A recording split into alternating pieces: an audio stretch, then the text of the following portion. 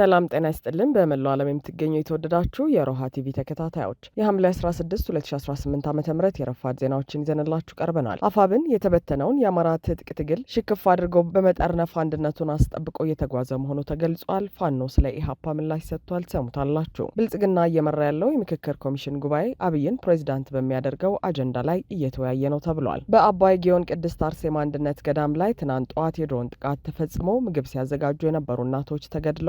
ሰሙታላችሁ። አሜሪካ በኢራን ላይ ተጨማሪ ድብደባዎችን ስትፈጽም ሁቲዎች 2 መርከቦችን ማጥቃታቸውን አስታውቀዋል። አድማጭ ተመልካቾቻችን አብራችሁ ልትቆዩ ከፈቀዳችሁ እነዚህ መረጃዎች በዝርዝር የምናሰማችሁ ይሆናል። የሮሃ ቲቪ ወቅታዊና ሀቀኛ መረጃዎች እንዲደርሷችሁ ቻናሉን ሰብስክራይብ፣ ላይክ እና ሼር በማድረግ አሁኑ ነው ቤተሰብ ይሁኑ። አፋብን የተበተነውን የአማራ ትጥቅ ትግል ሽክፍ አድርገው በመጠርነፍ አንድነቱን አስጠብቆ እየተጓዘ ነው ሲል አርበኛ ማንችሎት ገለጸ። ጠላት ደጋዳሞትን መቆጣጠር የጎጃምን ቀጠና የፋኖ ትጥቅ ትግል ቅስም መስበር ነው ብሎ ያምናል ሲል የአፋብን ቴዎድሮስ እዝ ወታደራዊ አማካሪ አርበኛ ማንችሎት እሱ ባለው ገልጿል። ብርሃኑ ጁላና መሐመድ ተሰማ ፍላጎታቸው ሲሳካ እንደ ጮቅ ያሉ 9 ወረዳ የሚያዋስኑ የጎጃምን ከፍታማ ቦታዎች ተቆጣጥረን ከላይ ወደ ታች መልሶ ማጥቃት መክፈት በፋኖ በኩል ወደ ከተማ የማጥቃት እንቅስቃሴ እንዳይኖር ቀድሞ ውጊያ ማድረግ በቀጣይም ቆላማ ቦታዎችን መውረር እቅዳቸው አድርገው እየተንቀሳቀሱ ነው ሲል ወታደራዊ አማካሪው ገልጿል። በመሐመድ ተሰማ ቀጥተኛ ትዕዛዝ ቢኤም ጀነራል መድፍ፣ ጄት፣ ድሮን፣ ሞርተር የታጠቁ የጠላት ሜካናይዝድ ኃይል በየአይነቱ የርቀት ሰሌዳቸውን በመጥመድ የፋኖ ኃይል ይዞታ ነው ወደሚሉት ቀጠና ዛሬም ድረስ ተኩስን እያዘነቡ ነው ብለዋል። የጠላት እግረኛ ኃይል ከገባው ውስጥ የረገፈው ይበልጣል ያለው አርበኛ ማንችሎት የተማረከበትን ኃይል ለማስለቀቅ ጫና ፈጥራለሁ የሚለው የብርሃኑ ጁላ ጦር ኃይሉ ለክፉ እልቂት ተዳርጓል።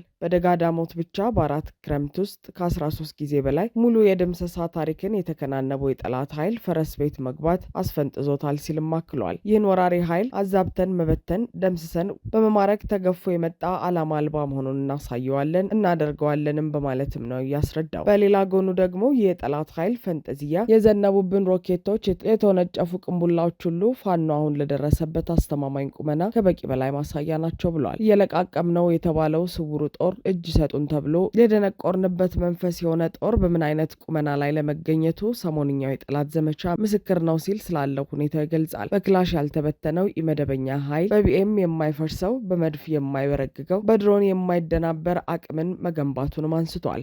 የሚጠመዱበትን ርቀት የፍንዳታ ወሰንና ድምጻቸውን የተረዳው ኃይላችን በቅርብ እነዚህን ከባባድ መሳሪያዎች ማርኮ ይታጠቃቸዋል ሲልም አክሏል። አፋብን የተበተነውን የአማራ ትጥቅ ትግል ሽክፍ አድርገው በመጠርነፍ አንድነቱን አስጠብቆ እየተጓዘ ነው ያለው ወታደራዊ አማካሪው የአካሄድ ያሰፈራቸው የጠላት ክንፍ ሁሉ አንድነቱ ያልጠበቀ ወይም የላላ ድርጅታዊ መስተጋብር እንዲኖር መስራታቸው የሚጠበቅ ነው ብለዋል። በተጨባጭ የጠላት አሰላለፍ አካል የሆኑ ግን ደግሞ ከአማራ ግዛት ውስጥ የአንዱ ክፍለ ሀገር ተቆርቋሪ በመምሰል መርዝ የሚረጩት ቢችሉ ትግሉን በአንድ ቀን አዳር የመበተን ፍላጎት ነበራቸው ይላል አርበኛው። ትግሉ በድል ብስራት እስኪጠናቀቅ ድረስ እኚህ መሰል አካላት ማወናበዳቸው እንደሚቀጥልም ገልጿል። ባልተያዘ ርዕስ ሲል የቀጠለው አርበኛው አሲምባ በሚኖራቸው ቤዝ ጉዳይ ላይ ከአልጄሪያ የሚሆን አዲስ አበባ የምትገኝ አንዲት ጋራጅ ጀርባ በሚደረግ ክርክር መስማማት ያቃተው ኢሃፓ አሁን መሬት ላይ ካለው የፋኖ ትግል ጋር ምንም አይነት የመስመር አንድነት የለውም ብለዋል። ከአሁን በፊት እንደተናገርኩት የምንጓዝበት ፎርሙላ ለጠላት ፍቺ ትርጓሜ የራቀ ፍጹማዊ መስመር የተከተለ ነው። በመሆኑም በሸናቸ የተፋጀው ትውልድና አስተምሮ ከዚህ የለም በማለት ያብራራል። ዱር ቤቱን ለማድረግ ያወላወለ ኃይልም ከዚህ የለም ሲል ይቀጥላል። ከምንም በላይ ደግሞ ሞቱ ሲጠበቅ ከመቃብር ፈንቅሎ የወጣው የአማራ ብሔርተኝነት አራማጆች ነን ብሏል አርበኛ ማንችሎት። በአባይ ጊዮን ቅድስት አርሴማ አንድነት ገዳም ላይ ትናንት ጠዋት የድሮን ጥቃት ተፈጽሞ ምግብ ሲያዘጋጁ የነበሩ እናቶች ተገደሉ። በኢትዮጵያ በተለይም በአማራ ክልል እየተካሄደ ባለው ጦርነት ምክንያት ንጹሐን ዜጎች፣ የሃይማኖት ተቋማትና የሲቪል መሰረተ ልማቶች ላይ የሚደርሰው የድሮንና የከባድ መሳሪያ ጥቃት አሁንም ቀጥሏል። ትናንት ጠዋት 4 ሰዓት ተኩል አካባቢ በአባይ ጊዮን ቅድስት አርሴማ አንድነት ገዳም ላይ በብልጽግና ኃይሎች በተፈጸመና አሰቃቂ ነበር በተባለ የድሮን ጥቃት ንጹሐን እናቶች ላይ ከባድ ጉዳት መድረሱን ምንጮች ከስፍራ በስፍራው ነግረውኛል ሲል መሰረት ሚዲያ ዘግቧል። ይህ ድርጊት በሀገሪቱ ውስጥ በተለይም በቤተ ክርስቲያናትና በገዳማት ላይ እያነጣጠሩ ያሉትን ተደጋጋሚ የድሮን ጥቃቶች አሳሳቢነት በድጋሚ አጉልቶ ያሳየ ክስተት የሆነ ሲሆን የዓይን እማኞች እንደገለጹት ጥቃቱ ያነጣጠረው በገዳሙ ውስጥ ቤተ እግዚአብሔር በመባል በሚጠራውና እናቶች ለምዕመናን ምግብ ለማብሰል በሚጠቀሙበት ክፍል ላይ ነበር። በዚህ ምክንያት የሰው ሕይወት አልፏል፣ በርካቶች ቆስሏል፣ እንዲሁም ህንፃው ሙሉ በሙሉ ፈርሷል ተብሏል። በዚህ አሳዛኝ የድሮን ጥቃት ምክንያት 13 ንጹሃን እናቶች ጉዳት አስተናግደዋል። ከእነዚህም መካከል አንዲት እናት ጥቃቱ በተፈጸመበት ቅጽበት ወዲያውኑ ህይወታቸው ሲያልፍ፣ ሌላኛዋ እናት ደግሞ ወደ ሆስፒታል ከተወሰዱ በኋላ በደረሰባቸው ከባድ ጉዳት ምክንያት ህይወታቸው አልፏል። ከሟቾቹ በተጨማሪ 7 ሰዎች ላይ ከባድና ቀላል የመቁሰል አደጋ ደርሷል። ከቆሰሉት መካከል አንደኛዋ ግለሰብ በህይወትና በሞት መሃል እጅግ አሳሳቢ በሆነ ሁኔታ ላይ ትገኛለች። ሌሎች 3 ሰዎች ደግሞ በህክምና ተቋም ውስጥ አስቸኳይ ህክምና እየተደረገላቸው ይገኛል በማለት አንድ የጤና ባለሙያ የመረጃ ምንጭ ተናግሯል። እነዚህ እናቶች በገዳሙ የተገኙት መንፈሳዊ አገልግሎት ለመስጠትና ምግባረ ሰናይ ተግባር ለማከናወን ነበር የሚሉት በገዳሙ ያሉ አንድ አባት ናቸው። የጥቃቱን ሁኔታ አስመልክተው በሰጡት ማብራሪያ ዛሬ የቅዱስ ቂርቆስ ዝክር ስለነበር ምግብ ለማዘጋጀት ተሰባስበው የነበሩ 13 እናቶች እህል እየለቀሙ ነበር። በዚህ መሃል ነው በድሮን የተመቱት በማለት የሁኔታውን አሳዛኝነት ገልጸዋል። እናቶቹ ለዝክሩ የሚሆን እህል በማዘጋጀት ላይ የተፈጸመው ይህ የድሮን ጥቃት የቦታውን መንፈሳዊነትና የሰዎቹን ንጹህነት ያላገናዘበ መሆኑን የገዳሙ እናቶችና የአካባቢው ነዋሪዎች በሀዘን ገልጸውታል። ጥቃቱ በተፈጸመበት ሰዓት ምንም አይነት ወታደራዊ እንቅስቃሴ በገዳሙ አካባቢ አልነበረም የሚሉት እነዚህ በስፍራ ያሉ ምንጮች ናቸው። የአካባቢው ነዋሪዎችና ታዛቢዎች እንደሚያስረዱት ባለፈው 1 ዓመት ጊዜ ውስጥ በስፍራው ላይ የፋኖ ታጣቂዎች እንቅስቃሴ አልነበረም። መንገዶች በመዘጋጋታቸው ምክንያት አካባቢው በተወሰነ መልኩ ተነጥሎ የቆየ ሲሆን በቅርብ ርቀት ላይ የነበረው ብቸኛ የጸጥታ ኃይል የአድማ ብተና ካምፕ ብቻ ነበር ይላሉ። ይህ ሁኔታ ጥቃቱ ለምን በገዳሙና በንጹሃን እናቶች ላይ ሊፈጸም ቻለ የሚለውን ጥያቄ ይበልጥ አሳሳቢ ያደርገዋል ተብሏል። ምንም አይነት ወታደራዊ ስጋት በሌለበት የታጠቁ ኃይሎች በሚንቀሳቀሱበትና ንጹሃን ዜጎች ብቻ በሚገኙበት የሃይማኖት ስፍራ ላይ እንዲህ አይነት ከባድ የጦር መሳሪያ መጠቀም ዓለም አቀፍ የሰብአዊ መብት ህጎችን የሚጥስ ተግባር መሆኑን የሰብአዊ መብት ተሟጋቾች በተደጋጋሚ ሲያነሱት የነበረ ጉዳይ ነው። የአባይ ጊዮን ቅድስት አርሴማ አንድነት ገዳም ጥቃት በኢትዮጵያ ውስጥ በተለይም በአማራ ክልል በቤተ ክርስቲያናትና በንጹሃን ላይ እየደረሱ ካሉ ተከታታይ ድሮን ጥቃቶች አንዱ ነው።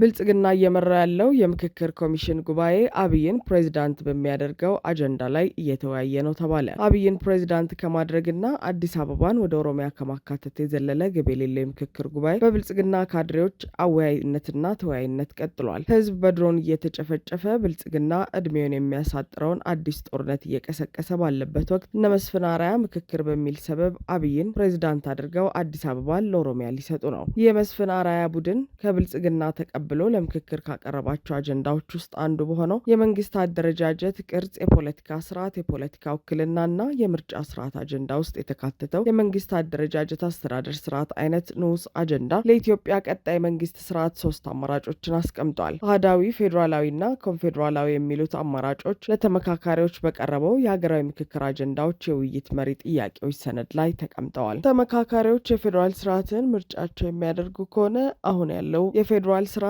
ያለምንም ማሻሻያ ይቀጥላል። አሁን ያለው የፌዴራል ስርዓት ድክመቶቹ ተገምግመው ማሻሻያ ይደረግበት፣ ከብሔር ፌዴራሊዝም ወጥተን ወደ ጂኦግራፊያዊ ፌዴራሊዝም ወይም ይበልጥ ማዕከላዊ ወደሆነ ስርዓት እንሸጋገር በሚል ኮሚሽኑ ሀሳብ አቅርቧል። የኮሚሽኑ አወያዮች ጫና ሲያደርጉ የነበረው ፌዴራሊዝሙ ላይ ሲሆን አህዳዊና ኮንፌዴራላዊ አወቃቀሮች ሰነድ ላይ ከመቅረብ የዘለለ ሲነሱ አልነበረም። ከፌዴራሊዝሙ ውስጥም ያለው ፌዴራሊዝም ሳይነካ ይቀጥል የሚለው ርዕስ ይበልጥ ትኩረት እንደተሰጠውና የተወሰነ ክፍሉ ይሻሻል የሚለውም ተያይዞ እንደተነሳ ታውቋል። በዚህም አብይ ህዝብ መክሮበታል በሚል የአሁኑ ፌዴራሊዝም እንዲቀጥልና የማይመቻቸውን ክፍል ብቻ ለማሻሻል እንደሚሰሩ ነው የተነገረው። 3 የመንግስት አስተዳደር ስርዓቶችም እንደ አማራጭ ቀርበዋል። ፓርላሜንታዊ፣ ፕሬዝዳንታዊና የሁለቱ ስርዓቶች ቅይጥ በአማራጭነት የቀረቡ ስርዓቶች መሆናቸውን ዋዜማ የተመለከተችው ሰነድ ያሳያል። ይህኛው ክፍል በውይይቱ ትልቅ ትኩረት የተሰጠው ሲሆን ቅይጥ የተባለው እንደሚጸድቅና አብይም ፕሬዝዳንት እንደሚሆኑ የሚጠበቅ የሚጠበቅበት ነው። ጠቅላይ ሚኒስትር መባል ፈጽሞ የማይሹት አብይ አህመድ በቀጣይ ፕሬዚዳንት ለመሆን እጅግ ጓጉተዋል። ምክንያታቸው ደግሞ የማዕረግ ቅድመ ተከተል ሲሆን በርካታ ቦታዎች ላይ ሲታደሙ የትናንሽ ሀገራት ፕሬዚዳንቶች በፕሮቶኮሉ መሰረት ከእሳቸው ቀድሞ ያወራሉ፣ ከእርሳቸው በፊት ይቀመጣሉ። ስለዚህ ፕሬዚዳንት ሆነው በጠቅላይ ሚኒስትርነታቸው ያጡትን ክብር ማካካስ ይሻሉ። በየትኛውም ስነ ስርዓት ፕሬዚዳንት ከጠቅላይ ሚኒስትር ቀድሞ እድል የሚሰጠውና የሀገርና የመንግስት መሪ ተደርጎ ይወሰዳል። አብይም በዚህ ምክክር በዋናነት የሚጠብቁት ጉዳይ ጠቅላይ ሚኒስትርነታቸውን የሚያነሳላቸው ውሳኔ ነው። አንዳንድ ክልሎች ለተመካካሪዎች ከፍተኛ አበል መክፈላቸው ተሰምተዋል። ለተመካካሪዎች አበል ከከፈሉ ክልሎች መካከል ኦሮሚያ፣ ሶማሌ፣ ሲዳማና አፋር ክልሎች የሚጠቀሱ ሲሆን ለትራንስፖርት በሚል የተከፈለው አበል ከ5,000 እስከ 80,000 ብር የሚደርስ መሆኑን ያሰባሰብነው መረጃ ያመለክታል። ለአብዛኛው የሶማሌ ክልል ተሳታፊዎች የ80,000 ብር የአበል ክፍያ እንደተፈጸመላቸው የገለጹት ምንጮች ክፍያው የተፈጸመው ኮሚሽኑ ሁሉንም የተሳታፊዎች ወጪ እንደሚሸፍን ባሳወቀበት ሁኔታ ውስጥ ነው ብለዋል። ለሲዳማ ክልል ተመካካሪዎች 5,000፣ ከኦሮሚያ ክልል አንዳንድ አካባቢዎች ለተወከሉ ተመካካሪዎች 9,000፣ ለአፋር ክልል ተመካካሪዎች ደግሞ እስከ 10,000 ብር የሚደርስ ክፍያ መፈጸሙንም ምንጮች ነግረውናል። የምክክር ጉባኤውን ለማካሄድ ከፍተኛ በጀት መመደቡን የገለጹት ምንጫችን ተመካካሪዎች ላረፉባቸው ፐብሊክ ሰርቪስ ዩኒቨርሲቲ፣ ኢትዮ ቻይና ኮሌጅ እና ለሌሎች ሆቴሎች ከፍተኛ መጠን ያለው ክፍያ እየተፈጸመ ስለመሆኑ ተሰምተዋል። ይህ ሁሉ ወጪ የሚወጣው ደግሞ አብይ አህመድን ፕሬዚዳንት ለማድረግ ነው። አሜሪካ በኢራን ላይ ተጨማሪ ድብደባዎችን ስትፈጽም ሁቲዎች 2 መርከቦችን ማጥቃታቸውን አስታወቁ። አሜሪካ ለ12 ተከታታይ ሌሊቶች ኢራን ላይ ድብደባ ስትፈጽም የየመን ሁቲዎች 2 የሳውዲ ነዳጅ ጫኝ መርከቦችን ማጥቃታቸውን ተናግረዋል። የኢራን መገናኛ ብዙኃን ረቡዕ ዕለት አሜሪካ በፈጸመችው ጥቃት 2 ሰዎች መገደላቸው እንዲሁም በሆርሙዝ ወሽመጥ ፈንጂ በተቀበረበት የውሃ ክፍል ላይ የሚያልፍ ነዳጅ ጫኝ መርከብ በእሳት መያያዙን ዘግበዋል። የኢራን መገናኛ ብዙኃን ረቡዕ ዕለት አሜሪካ በፈጸመችው ጥቃት 2 ሰዎች መገደላቸው እንዲሁም በሆርሙዝ ወሽመጥ ፈንጂ በተቀበረበት የውሃ ክፍል ላይ የሚያልፍ ነዳጅ ጫኝ መርከብ በእሳት መያያዙን ዘግበዋል። የአሜሪካው ፕሬዚዳንት ዶናልድ ትራምፕ ኢራን በሆርሙዝ ወሽመጥ ላይ የሚያልፉ መርከቦች ላይ ጥቃት መፈጸሟን ከቀጠለች ድልድዮቿን ወይንም የኃይል ማመንጫዎቿን እንደሚያወድሙ ዝተው ሁቲዎች የቀይ ባህርን የሚዘጉ ከሆነ ደግሞ እርምጃ እንደሚወስዱ አስጠንቅቀዋል። ሁቲዎች ያሉት እውነት መሆኑ ከተረጋገጠ በኢራን የሚደገፈው ቡድን በሳውዲ አረቢያ ላይ የባህር ላይ እንቅስቃሴ ገደብ ከጣለ በኋላ የተፈጸመ የመጀመሪያው ጥቃት ነው የሚሆነው። ሁቲዎች ጥቃት የተፈጸመባቸው መርከቦቹ ስም ኤንሴሊያ እና ላይላ እንደሚባል ቢጠቅሱም ላይላ ላይ የተፈጸመው ጥቃት አልተረጋገጠም። የቡድን ወታደራዊ ቃል አቀባይ የሀያ ሲሬ መርከቦቹ የተጣለባቸውን እገዳ በመጣሳቸው በድሮንና በሚሳይሎች ጥቃት መፈጸማቸውን አስታውቀዋል። የሳውዲ ፕሬስ ኤጀንሲ በበኩሉ ሐሙስ ዕለት ኤንሴሊያ የተባለችው መርከብ በቀይ ባህር ላይ እየቀዘፈች ሳለ ጥቃት እየተፈጸመባትና እሳት ተነስቶ እንደነበር ዘግበዋል። በሀገሪቱ ትራንስፖርት ባለስልጣን መስሪያ ቤት ውስጥ ያሉ ስማቸው ያልተጠቀሱ ምንጭ ጥቃቱ ዓለም አቀፍ ሕግን የጣሰ ነው ማለታቸው ተጠቅሷል። የመርከቧ ሁሉም ሰራተኞች ደህንነታቸው የተጠበቀ መሆኑን ጨምሮ የዜና ኤጀንሲው በዘገባው ላይ አስታውቋል። የዩኬ ባህር ትራንስፖርትና ንግድ ባለስልጣን በበኩሉ የሳውዲ ነዳጅ ጫኝ መርከብን ምንነቱ ያልታወቀ ተወንጫፊ እንደመታት አስታውቋል። ሰኞ ዕለት የሁቲ ታጣቂዎች የባህር ላይ ትራንስፖርት እገዳ የጣሉ ሲሆን የመገናኛ ብዙሃን ባለስልጣናት ደግሞ በቀይ ባህር ደቡባዊ መግቢያ ላይ የሚገኘውን ባብ አልማንዳብን ለሳውዲ መርከቦች ዝግ ሊያደርጉ መሆኑን ዘግበዋል። አሜሪካና እስራኤል ቴህራን ላይ ጦርነት ከከፈቱ በኋላ የሆርሙዝ ወሽመጥ ሙሉ በሙሉ